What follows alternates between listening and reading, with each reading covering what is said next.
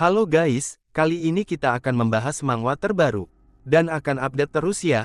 Jangan lupa dukung terus channel ini, terima kasih.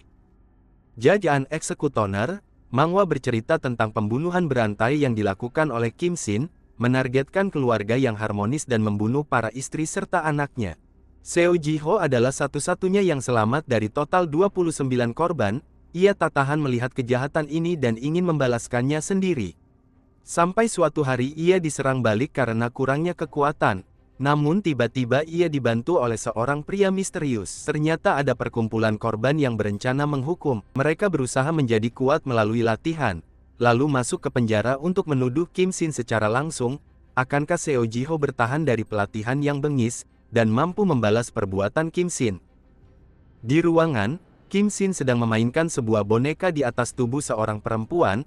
Shin pun bergumam, "Shin, kenapa kau bicara kasar begitu pada ibu? Kalau bukan gara-gara kau, aku pasti masih punya ayah.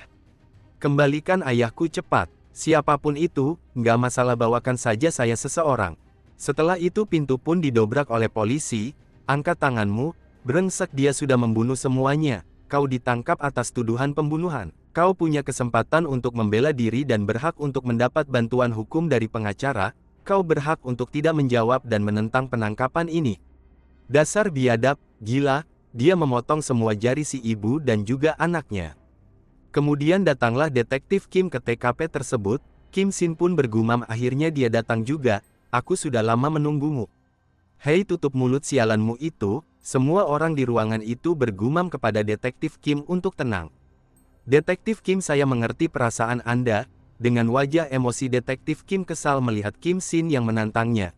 "Kami akan membalaskan dendam Hye-yong dan Jong-soo." Detektif Kim pun menangis dan mengamuk, karena tidak menerima semua ini. Detektif Kim pun langsung menuju Kim Shin dan ingin menghajarnya, tetapi dihadang oleh petugas lain, tetapi tidak ada satupun yang bisa menghalangi detektif Kim. Petugas menyuruh yang satunya untuk menggunakan pistol listrik dan tongkat besi untuk melumpuhkan detektif Kim, karena kemarahannya yang begitu besar kepada Kim Shin. Setelah semua anggota yang menghalangi detektif Kim dikalahkan, ketua tim berteriak kepada detektif Kim untuk menghentikan tindakannya dengan ancaman akan ditembak. Detektif Kim menantang ketua tim, "Kau mau menembakku?" Ketua berkata, "Aku juga tahu bocah, aku tahu. Lalu kenapa kakak melindungi pembunuh Hye-yong, si bajingan itu?" Detektif Kim pun mendekat kepada ketua tim dengan amarah yang mengebu. Ketua tim memohon kepada detektif Kim untuk tidak mendekat, karena tidak menghiraukan perkataan ketua tim. Akhirnya ketua menembak kaki detektif Kim, akan tetapi detektif Kim masih berjalan mencoba mendekati Kim Shin, dan kakinya ditembak lagi. Detektif Kim pun tergeletak di lantai. Kemudian ketua tim menangis dan meminta maaf kepada detektif Kim karena ia tidak mendengarkan perkataannya. Dengan menyeret kakinya, detektif mengatakan kepada ketua tim, "Saya harus membunuhnya." Kim Shin pun mengejek detektif Kim, "Kau tidak mau jadi manusia?" "Sama. Aku juga bukan manusia." Akhirnya detektif Kim diborgol oleh anggota yang lain. Hari ini, Kim Shin akan melakukan olah TKP. Saat keluar dari kantor polisi, wartawan telah menunggu dan meminta keterangan darinya secara langsung. "Kenapa Anda menargetkan keluarga yang ada anak kecilnya?" Kim Shin menjawab dengan rasa angkuh sambil tersenyum, "Keluarga itu harus selalu bersama." Wartawan pun kaget dari jawaban yang dilontarkan oleh Kim Shin. Keluarga korban yang ada di sana tidak terima dengan pengakuan Kim Shin. Saat sampai di TKP, petugas langsung menanyakan kepada Kim Shin untuk meragakan semua yang terjadi tanpa terkecuali, dimulai saat Kim Shin membuka pintu utama, kemudian mendekap si ibu. Kim Shin pun mengancam, "Kalau kau berteriak akan ku bunuh anakmu."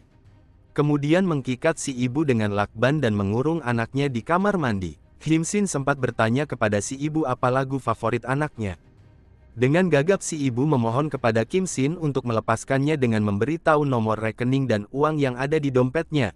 Kim Shin mendesak sang ibu untuk lagu favorit si anak. Si ibu menjawab lagu favorit anaknya, Baby Shark. Si ibu disuruh oleh Kim Shin untuk menyanyikannya, sambil mengoreskan pisau ke tubuh si ibu. Selesai meragakan adegan tersebut, Kim Shin pun tertawa. Dan membuat petugas di TKP merasakan kekejian yang dilakukan oleh Kim Shin. Saat itu detektif Kim datang ke kantor polisi, dan hanya menyesali diri karena tidak bisa melindungi keluarga kecilnya, dan akan membalaskan dendamnya kepada Kim Shin. Di hari pengadilan, hakim memutuskan kejahatan yang dilakukan oleh Kim Shin tidak hanya keji, tetapi belum pernah terjadi dalam sejarah bangsa sebelumnya. Dan Kim Shin tidak menunjukkan penyesalan terhadap apa yang telah dilakukan. Dan hakim memutuskan hukuman mati terhadap Kim Shin. Ji-ho tampak hadir dalam persidangan tersebut, dan memikirkan apakah Kim Shin akan mati atau tidak. Di sekolah, guru memanggil pengasuh Ji-ho, untuk membicarakan perilaku Ji-ho saat ada di sekolah. Guru menyebutkan bahwa dia anak yang baik akan tetapi dia telah mengganggu teman sekelasnya. Pengasuh Ji-ho terkejut dengan perkataan guru. Karena menurutnya Ji-ho bukan anak yang seperti itu, guru sudah menasehatinya, tetapi dia mengulangi kembali perbuatannya dan memasukkan paku payung ke dalam sepatu anak yang bernama Juhi, karena mereka tidak pernah mengobrol. Tapi entah kenapa Ji-ho melakukan itu terhadap Juhi. Saat pengasuh keluar dari ruangan guru, Ji-ho telah berada di samping pintu. Pengasuh menanyakan pada Ji-ho kenapa ia menyakiti teman-temannya. Apa mereka meledekmu sebagai anak panti asuhan? Ji-ho beranggapan bahwa mereka jahat. Karena telah mengganggu dan mengusili orang yang lemah, dan dia menghukumnya secara sepihak tanpa memberitahukan kepada guru. Kata Ji-ho, guru hanya akan mengomeli anak yang berbuat jahat tersebut dan orang jahat harus mendapatkan hukuman yang setimpal. Supaya mereka tidak mengulangi kejahatannya. Pengasuh Ji-ho pun memberikan pelukan kepada Ji-ho supaya memaafkan kesalahan mereka, bukan dengan menghukum mereka. Sambil Ji-ho mengingat kejadian yang menimpa orang tuanya yang disiksa oleh Kim Shin. Saat di tangga, dua teman Ji-ho merencanakan untuk membuang tas Jaeyoung akan tetapi didengar oleh Ji-ho, tanpa rasa bersalah, dari belakang Ji-ho mendorong temannya, dan terjatuh dari tangga dan mengalami patah tulang. Ji-ho sudah tidak berada di belakang mereka, dan anak tersebut meringis kesakitan sambil berteriak memanggil guru.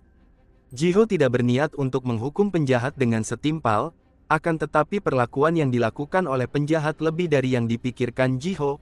Ji-ho membenci seseorang yang menganiaya orang lain yang tidak berdaya. Di sekeliling kita ada banyak sampah, kenapa dibiarkan saja? Jika tidak ada yang membersihkan sampah, biar aku saja yang akan membersihkannya. Ji-ho tidak tahan dengan keadaan saat ini. Contohnya saja teman sekelasnya, ia mengganggu dan menyuruh seorang perempuan parubaya untuk membeli rokok. Dengan bangganya mereka merekam kejadian tersebut, tetapi diketahui oleh Ji-ho. Pada saat makan siang, ayam anak itu dimasukkan sesuatu oleh Ji-ho, yang membuat mulutnya berdarah. Ji-ho memandang puas kepada bocah tersebut. Ji-ho berada di atas gedung sekolah, ada seorang anak yang dibuli oleh dua orang, dan Ji-ho melihatnya. Rasa menghukum yang timbul dari Ji-ho, ia menjatuhkan dua buah batu kepada dua orang tersebut, dan menyelamatkan anak yang dibuli tadi, dan pergi begitu saja. Saat acara anak cewek cowok, Ji-ho mengetahui ada obat yang dimasukkan ke dalam minuman anak cewek. Ia pun masuk ke ruangan tersebut dan membocorkan selang gas yang ada di dapur. Saat anak itu mau menghidupkan api untuk rokoknya, api menyambar gas tersebut. Dan terjadi kebakaran yang hebat. Anak-anak tersebut meminta pertolongan kepada warga yang ada. Saat menyaksikan kebakaran tersebut, ada orang tua yang tertawa melihat anak-anak yang masih berada di dalam kebakaran. Baguslah, ucap orang tua itu. Semua orang yang ada di tempat kejadian ternganga mendengar ocehan orang tua itu. Apa dia orang gila? Hei, ada anak-anak dalam bahaya, tapi kamu malah tertawa. Memang tidak waras kau ya, warga dengan nada kesal. Ia pun tertawa kepada Ji-ho, pertunjukan api yang sangat menyenangkan. Ji-ho kaget dengan ucapan orang tua itu. Kenapa ia mengenali saya? Kau siapa? Orang tua itu langsung menyanggah. Kenapa kau kaget? Kau kan pakai papan nama, Seo Ji-ho, dari SMA Soman. Ji-ho heran. Apa dia orang aneh saja?